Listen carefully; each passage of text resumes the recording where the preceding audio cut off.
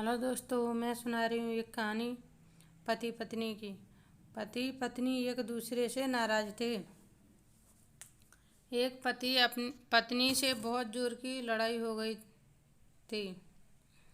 तो पति पत्नी आपस में नाराज चल रहे थे। नाराजगी भी इतनी थी कि एक ही कमरे में रहते हुए आपस में एक दूसरे से बात तक नहीं करते थे। दोनों अपने अपने काम में कोई कमी नहीं आने देते।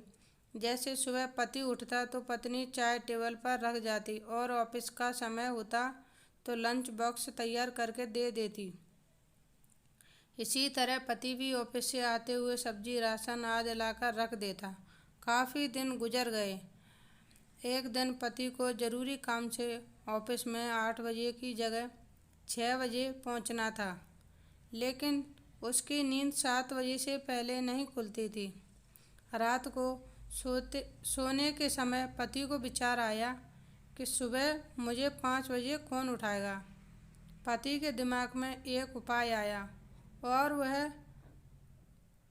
एक पर्ची अपनी पत्नी के नाम लिखने लगा। देखो मीना, मुझे सुबह ऑफिस जल्दी जाना है, इसीलिए मुझे 5 बजे जगा देना। इस तरह पर्ची लिखकर वह पत्नी के बेड पर रख आया और बेफिक्र होकर सो गया। पत्नी ने पर्ची उठाकर पढ़ी और कुछ सोचा और वह भी सो गई। सुबह पति की नींद खुली तो उसने उठकर घड़ी की तरफ देखा। घड़ी में 7 बज रहे थे।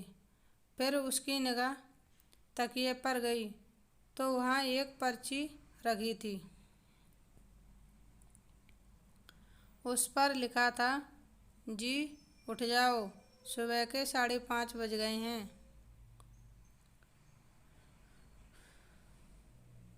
हेलो दोस्तों, मेरी स्टोरी अच्छी लगे तो लाइक कमेंट सब्सक्राइब ज़रूर करना।